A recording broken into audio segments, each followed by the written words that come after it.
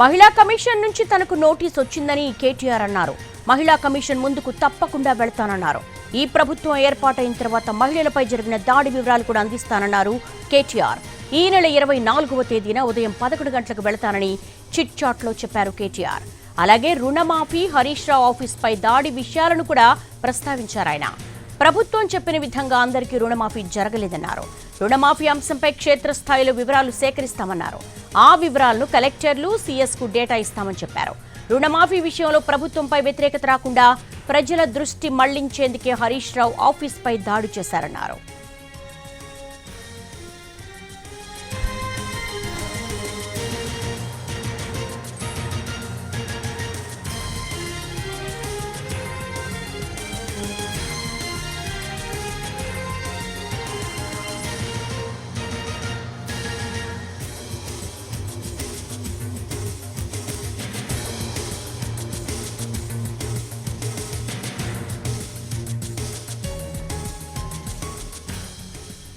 Breaking points చూస్తున్న మహిళా commission నుంచి తనకు నోటీసు వచ్చిందని అంగీకరించారు కేటీఆర్.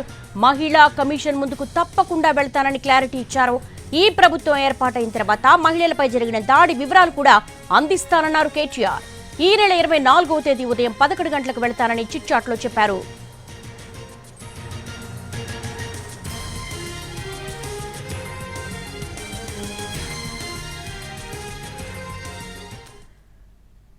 మహిళా కమిషన్ నుంచి తనకు నోటీస్ వచ్చిందని కేటీఆర్ క్లారిటీ ఇచ్చారు. దీనికి సంబంధించి లేటెస్ట్ డెవలప్మెంట్ తెలంగాణ భవన్ నుంచి మా ప్రతినిధి సతీష్ అడిగి తెలుసుకుందాం.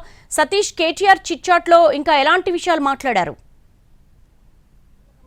అంశాలు కేటీఆర్ ఈరోజు చిట్చాట్లో మాట్లాడారు. ప్రధానంగా ఆయనకు మహిళా కమిషన్ నుంచి వచ్చినటువంటి నోటీసులపై ఆయన స్పందించారు. మహిళా కమిషన్ అంటే కేటీఆర్ ఆ మన్నా చేసినటువంటి తెలంగాణ భవన్లో ఒక జాయినింగ్ కార్యక్రమంలో చేసినటువంటి వ్యాఖ్యలు చాలా దుమారం లేపాయి. మహిళలు బ్రేక్ డ్యాన్స్ కూడా చేసుకోవచ్చు బస్సుల్లో అని చేసినటువంటి వ్యాఖ్యల మీద వెంటనే మంత్రులు సీతక్క, పొన్నం ప్రభాకర్తో పాటుగా మహిళా కమిషన్ కూడా స్పందించి ఆయనకు నోటీసులు పంపించింది. అయితే నేరుగా బుధవారం రోజు అంటే 24వ తారీఖు బుధవారం ఉదయం 11 గంటలకు రావాలని చెప్పింది. అయితే నోటీసులు తనకు అందాయని, దానికి సంబంధించి ఆయన అక్కడికి ఖచ్చితంగా హాజరవుతున్నటువంటి సమయంలోనే ఈ 8 నెలల కాలంలో తెలంగాణలో ఆ మహిళల మీద జరిగినటువంటి దాడుల డేటా కూడా తన దగ్గర ఉందని, ఆ డేటా కూడా తీసుకుని వెళ్ళి మహిళా కమిషన్కి చెప్తాననే విషయం కూడా ఆయన చిట్ చాట్లో చెప్పారు. దాంతోపాటు మరొక కీలకమైన అంశం కూడా ఆయన ఈ చిట్ చాట్లో ప్రస్తావించారు. బీఆర్ఎస్ బీజేపీకి సంబంధించి విలీనం జరుగుతుందనేటటువంటి ఏదైతే చర్చ జరుగుతుందో నిన్న సీఎం రేవంత్ రెడ్డి ఢిల్లీలో చేసినటువంటి వ్యాఖ్యలు అంటే చిట్ చాట్లో చేసినటువంటి విధంగానే దానికి సంబంధించి కూడా ఆయన స్పందిస్తూ తమ దగ్గర కూడా ఒక సమాచారం ఉందని, రేవంత్ రెడ్డి మొదట్లో ఏబీవీపీ నుంచే వచ్చారు, ఆయన చివరికి చనిపోయిన తర్వాత కూడా ఏబీవీపీ అంటే బీజేపీలోకి వెళ్ళి బీజేపీ జెండా కప్పుకుంటారు అని మోడీకి చెప్పినట్టుగా తమ దగ్గర సమాచారం ఉందనేటటువంటి కీలక వ్యాఖ్యలు ఈరోజు కేటీఆర్ చేశారు. ఆయన నా దగ్గర సమాచారం ఉంది, నాకు ఇన్ఫర్మేషన్ వచ్చింది, అక్కడ మోడీకి రేవంత్ రెడ్డి చెప్పినటువంటి ఇన్ఫర్మేషన్ తన దగ్గరికి వచ్చింది అనే విధంగా కూడా ఆయన చిట్ చాట్లో ప్రస్తావించారు. రేవంత్ రెడ్డి పార్టీ మారేటటువంటి అంశం అనేది ఆయన అంటే ఇది మీరు నమ్మకపోవచ్చు కానీ నా దగ్గర ఇన్ఫర్మేషన్ ఉందనే విధంగా కూడా కేటీఆర్ చెప్పారు. ఈ రెండు అంశాలు చాలా కీలకమైనటువంటి అంశాలు ఈరోజు ఆయన చిట్ చాట్లో చెప్పారు. రుణమాఫీకి సంబంధించి గ్రామ స్థాయిలో వెళ్ళి ఎవరెవరికి రుణమాఫీ జరగలేదో డేటా తీసుకుంటామని చెప్పేటటువంటి సందర్భంలో జరిగిన చిట్ చాట్లో ఆయన ఈ రెండు కీలక అంశాలు చెప్పారు. దేవి, అంటే మహిళా కమిషన్ నోటీసులో పేర్కొన్నవి కేవలం ఉచిత బస్సు ప్రయాణానికి సంబంధించి మహిళలు బ్రేక్ డ్యాన్స్ వేయొచ్చు అని, కానీ కేటీఆర్ ప్రస్తావిస్తున్న అంశాలు మహిళలపై దాడులు, అఘాయిత్యాల గురించి.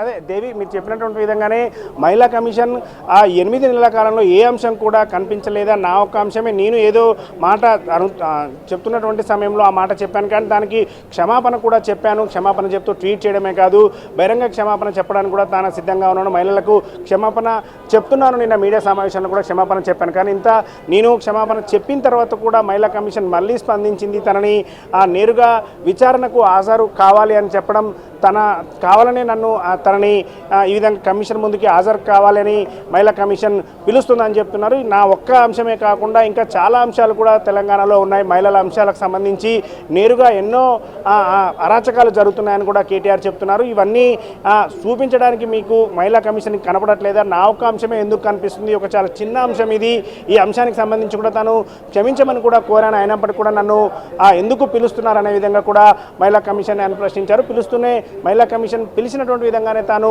వెళ్తాను. అక్కడికి వెళ్ళేటటువంటి సమయంలో ఈ డేటా మొత్తం కూడా నేను రెడీ చేసుకున్నాను. ఈ 8 నెలల కాలంలో ఉన్న డేటా కూడా తీసుకెళ్ళి అడుగుతానని చెప్తున్నారు. అక్కడికి వెళ్ళిన తర్వాత వాళ్ళు ఏ నిర్ణయం తీసుకుంటారంటే అక్కడ కమిషన్ ముందు వెళ్ళి ఏం చెప్తారనేది మాత్రం తర్వాత చెప్తాను. కమిషన్ దగ్గరికి ఈ డేటా తీసుకుని వెళ్తాను. ఆ తర్వాత ఈ అంశానికి సంబంధించి మహిళలకి సంబంధించి ఆర్టీసీ బస్సులో ప్రయాణం మీద చేసినటువంటి అంశం కూడా అక్కడ ప్రస్తావిస్తూనే ఈ అంశాలన్నీ కూడా అక్కడ చెప్తారని చెప్తున్నారు. పార్టీలో మహిళా ఎమ్మెల్యేలకు సంబంధించి అసెంబ్లీలో రేవంత్ రెడ్డి చేసినటువంటి వ్యాఖ్యల్ని కూడా ఆ సమయంలో మహిళా కమిషన్ ఎందుకు స్పందించలేదు, ఈ అంశాలు కూడా తాను అక్కడ చెప్తానని కూడా చిట్చాట్లో కేటీఆర్ చెప్పారు. అయితే మేము 2 రోజుల పాటు అసెంబ్లీలో మహిళా ఎమ్మెల్యేలను కించపరిచిన సమయంలో గట్టిగా కొట్లాడాము.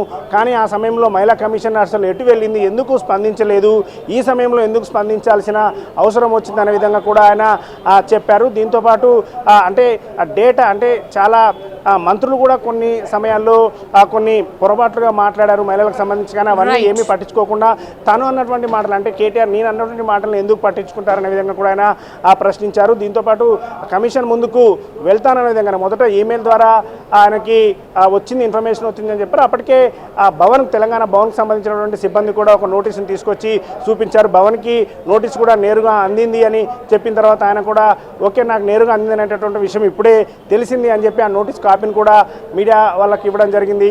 ఆ తర్వాత ఆయన 24వ తారీఖు అక్కడికి వెళ్ళేటటువంటి విషయాన్ని కూడా ఆయన కన్ఫర్మ్ చేయడం జరిగింది. దేవి.